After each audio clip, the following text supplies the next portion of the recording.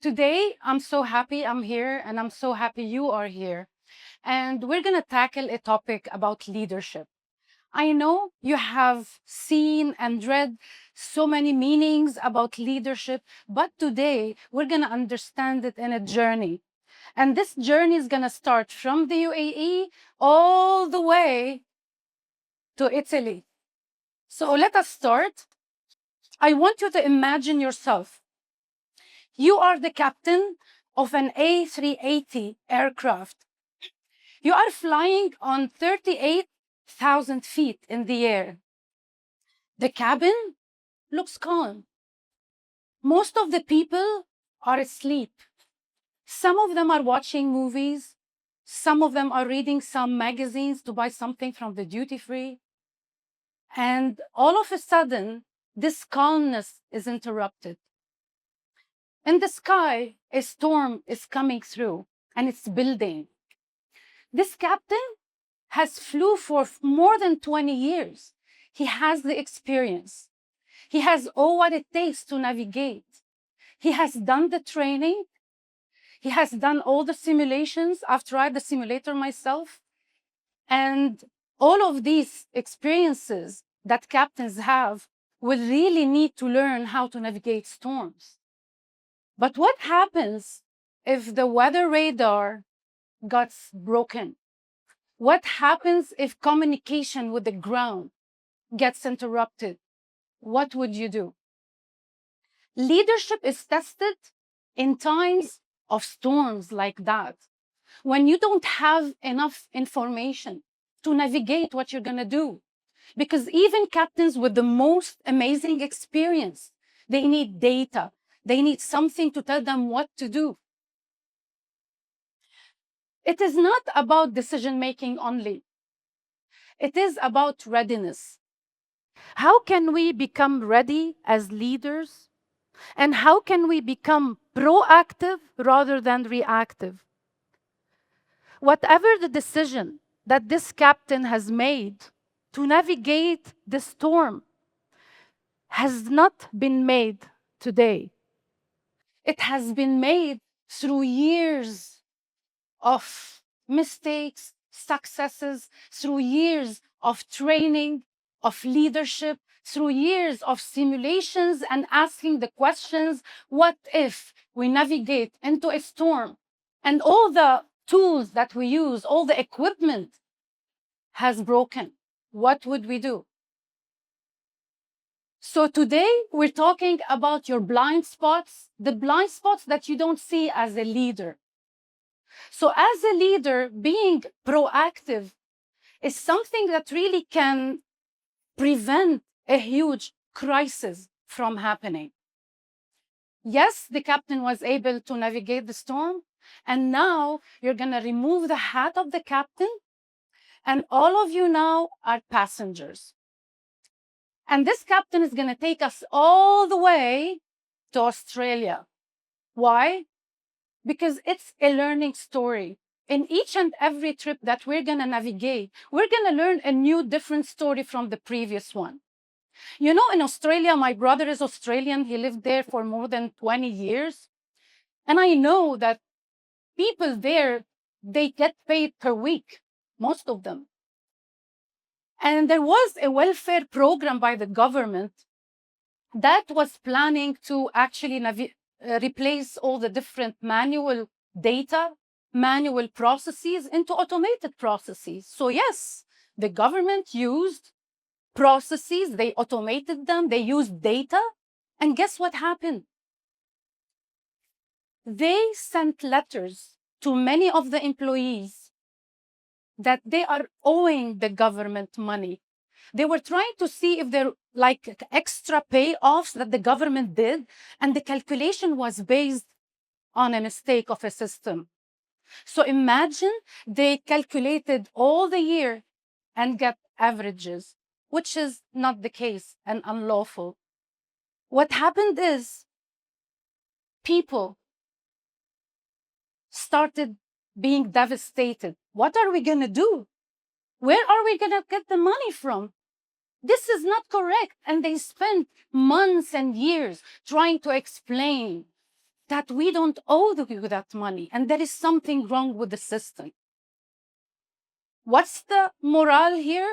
Yes, many leaders, they do believe in automation, they believe in systems, and at the end of the day, you get the data wrong. And this didn't impact numbers only on the balance sheet.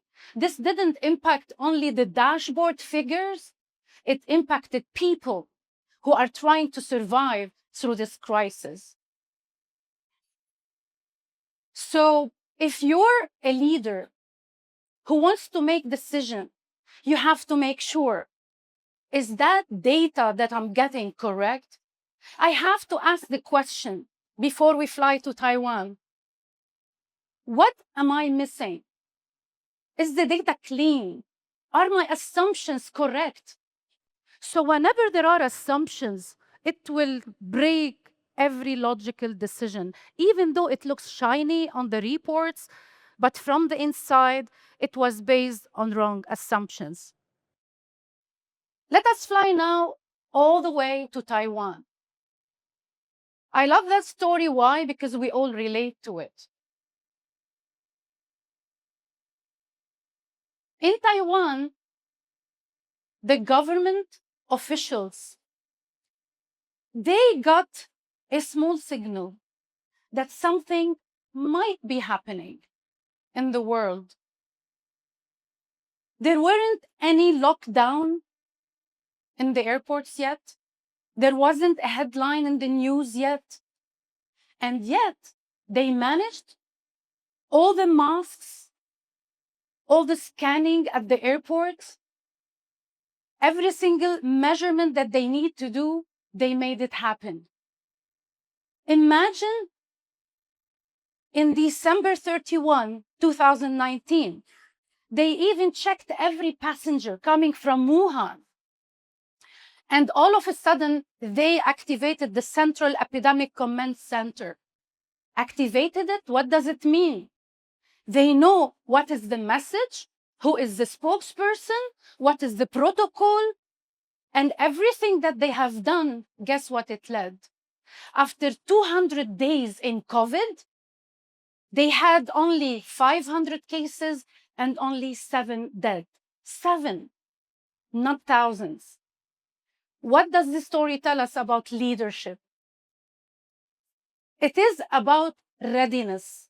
How can we be ready? How can we read signals that we don't wait for the whole picture to be complete and then act and decide? How can we base our decisions on small facts and do further analysis and dig here or there and ask the question, what if there is more?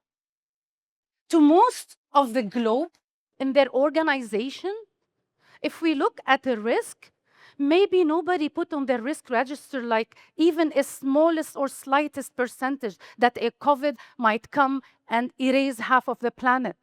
None. And the impact was huge. Nowadays, organizations, I'm very sure, they are putting every pandemic, and I hear it in the news while I'm driving between Abu Dhabi and Dubai. I hear it on Eye of Dubai. I hear that this pandemic, the new one, is spreading, and it's spreading faster. You think we're not ready for it? We are. We've been there, we've done that, but we learned it the hard way.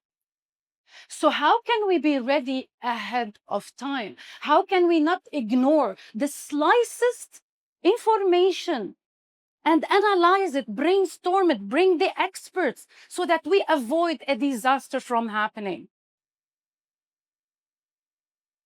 Now, I'm going to take you to Italy.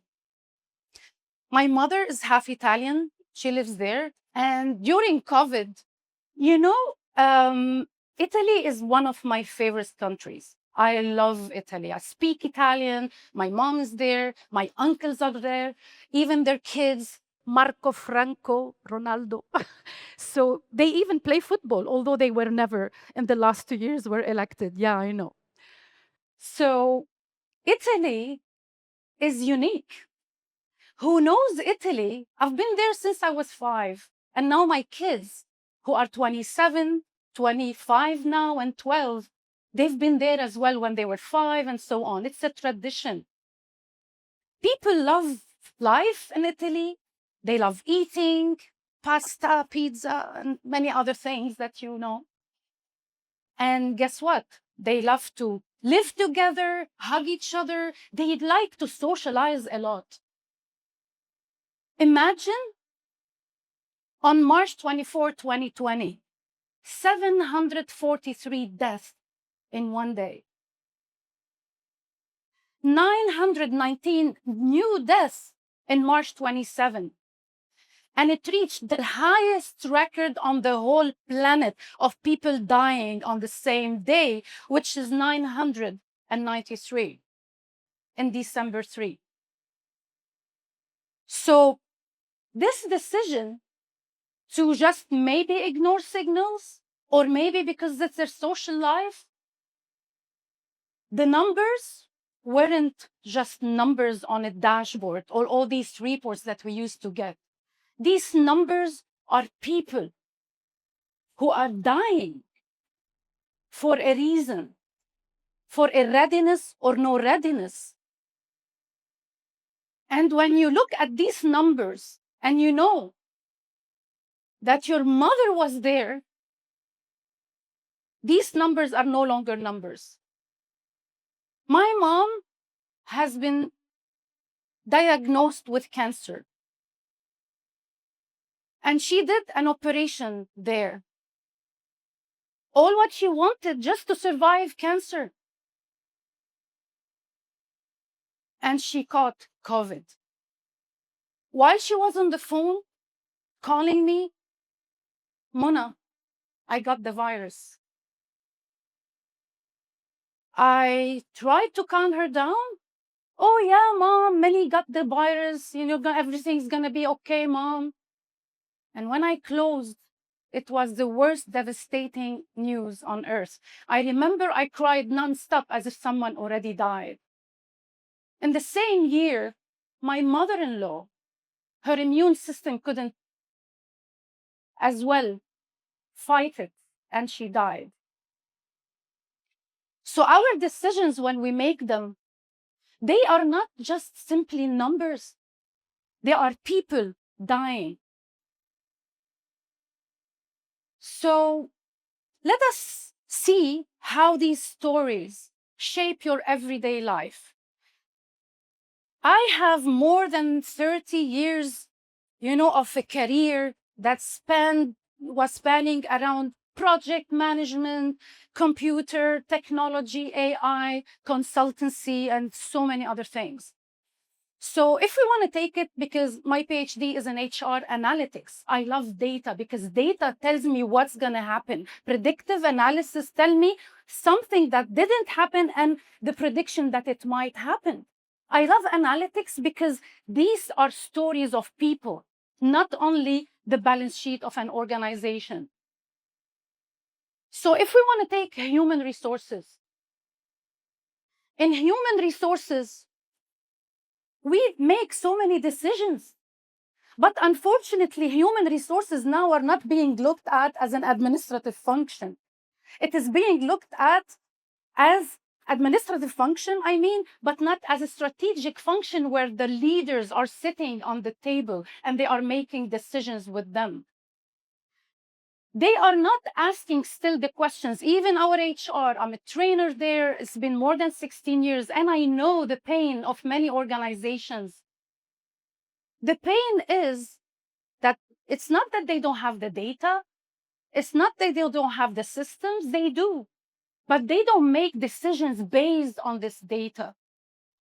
So for example, what would happen if someone leaves the organization and you're not aware that this was your good talent and they left? What if, for example, you hired the wrong person and this is having an impact on your budget, on your time, on your team, dynamics, and so on? What if we make decisions that let's give them that training? Yeah, it's a good training. Let's give them all this training. And then you discover this training was not aligned with the career path of each and every person. How are we making decisions as leaders? Every decision that we make, without making sure that this is the right decision based on your experience, based on information, on data. Till now, I've seen so many organizations, they make decisions just because of their gut feeling. Even in project management, I manage hundreds of projects. And I see many projects in our environment, they fail. Why do they fail? Because they don't have informed decisions. Let's take the PMO, for example. I've been a PMO for more than 10 years, and we created processes, automation, AI integration, and all these dashboards. How can an executive decide that these projects should be canceled? This project has risks. Not only one project, the aggregation of all the risks of all the projects together. If we don't ask, what if something happens to these projects? The organization might collapse. So as you see, whether in project management, human resources, let's take information systems, let's take every single thing. Imagine your own work today. What are the wrong decisions that you are doing? What are the decisions that you're doing that you ask yourself, what if we analyze what would be the next step and we're sure that this is the right one? And what is missing for leaders to actually execute and to make decisions that will bring the organization forward and the team retention, within the organization, and fairness and everything. Yes, we are attending seminars and webinars about AI integration with automation of processes. It will solve the problem. No. Culture, resistance of your systems, even the call center.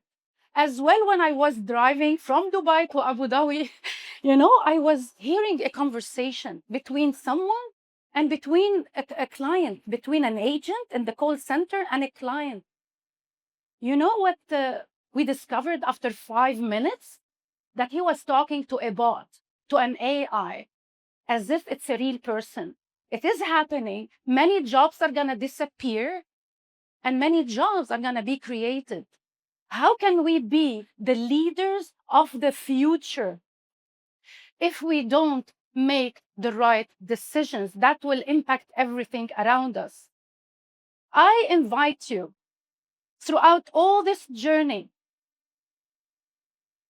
to remove the blindfold that we're having as leaders, because this blindfold is the lack of data, is trusting only your experience and gut feeling. And I invite you not to wait for a crisis to reveal your blind spots and make decisions on your behalf. Thank you.